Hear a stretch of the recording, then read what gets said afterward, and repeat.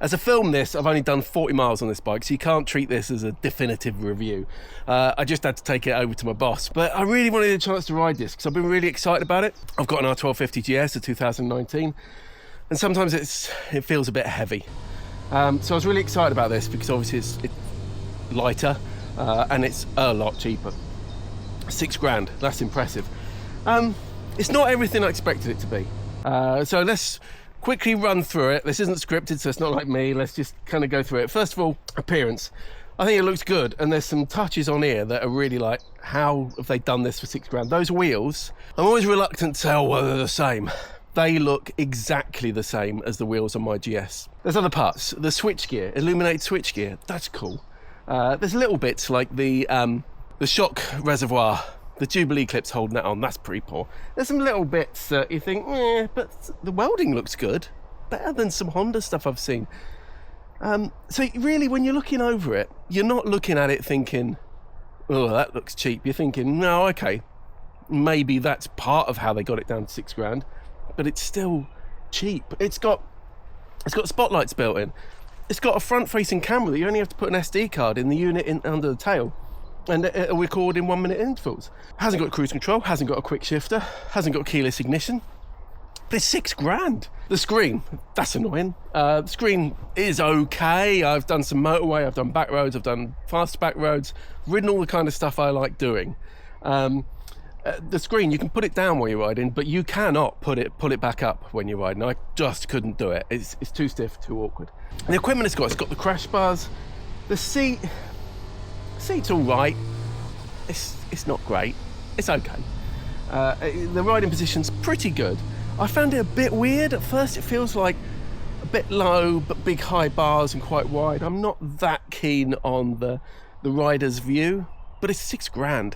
And after riding it, you do kind of get accustomed to the riding position. It's certainly not a bad riding position.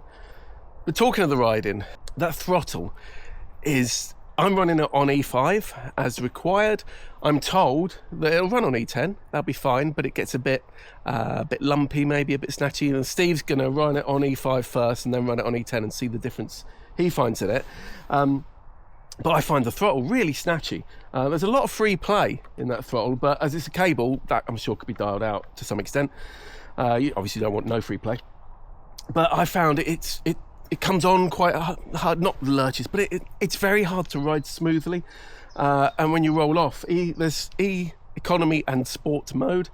In both, it still feels snatchy, and I particularly found that on this green lane. That was one of the things I was excited about this, because I like doing gentle green lanes. I'm not a good off-roader by any stretch. I spend far too much time sat down, but this was too snatchy, I found, on this. It's quite greasy at the moment. This is on Metzeler Tourances, good kind of mid-range, predominantly road, but a bit of off-road, but it's quite slippy at the moment. It's moving around a bit. But I found in first, it was very snatchy. I was having to drag the clutch all the time. In second, it still was too snatchy in economy or sport mode. And it just, I mean, if I was going faster, it would have been better. But on this surface, for a rider like me, I didn't like that. Just too snatchy. Again, I'm spoilt by my GS, which you can just chug along and it won't stall. But that throttle, it could be mapped out, so maybe that's something that could be looked at. But on the road as well, I found it just that it wasn't pleasant. In town, you can feel it kind of a bit on and off, and you get used to it. You'd ride around it to some extent, but it was a bit disappointing. When you want to stop, the combination of the really soft suspension, really soft, and the let's have a look at those Nissin calipers. The pair of two-pot slide-in Nissin calipers. There's not much bite there. First couple of times I was like, oh shit, am I going to stop? Again, you get used to it. They're certainly not 4-pot monoblocks. I'd prefer a bit more. I haven't adjusted the suspension. There's plenty of adjustment on the suspension.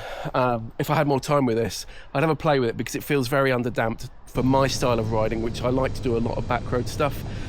My GS is like a fat supermoto, and I ride it like that. This didn't inspire a lot of confidence in twisty stuff. It's fine, but it just, you don't want to go too hard because you can't stop too quick. It's not dangerous to that extent, but the brakes aren't what you'd expect of something these days. but it's also a bit soft for that, and it doesn't feel very accurate. And I think playing around with the damping would probably help with that. I'd certainly be interested in having longer with it to be able to play with that.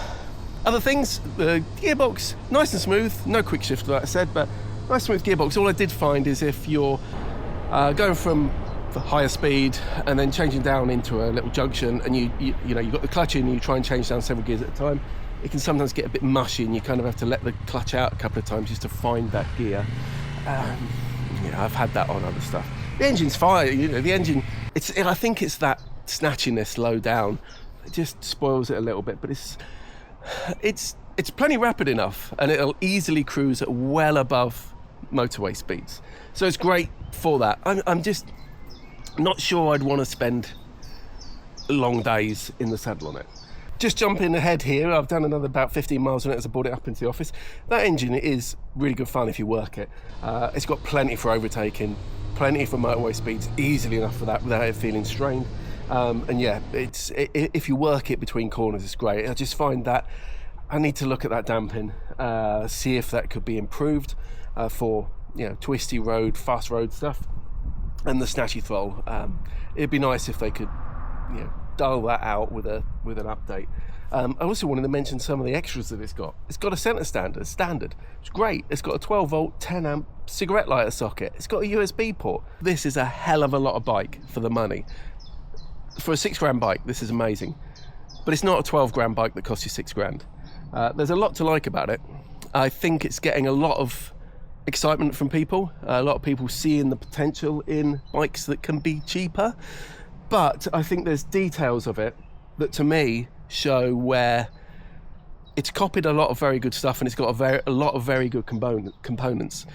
But you can, when you compare it to even the budget Hondas, the Hornet 750 I rode recently, you can feel the difference in the development. You can feel the difference in the investment in time, research, development, to make a bike as affordable as possible. This is a lot of bike for the money, but you don't feel like it's got that high level of quality that we do expect from some bikes. But it's a lot of bike for the money.